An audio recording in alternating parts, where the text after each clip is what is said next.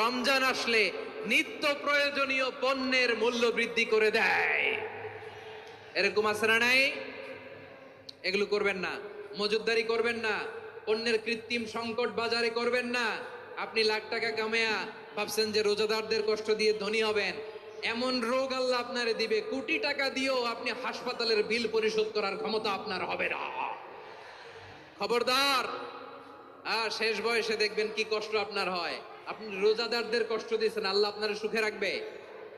আল্লাহর দোহাই লাগে, আমার ব্যবসায়ী ভাইয়েরা এটা করবেন না। আরব বিশ্বে আমরা দেখেছি, আরব বিশ্বের ব্যবসায়ীরা সারা বছরে ব্যবসা করে, রমজানে ভর্তুকি দেয়। আর আমার দেশের কিছু অসাধু ব্যবসায়ী রমজানে গলাকাটা ব্যবসা করে আর সারা বছর সইটার উপর দিয়ে চলে। চিল্লায় বলেন ঠিক কিনা? করবেন না, এটা করবেন না।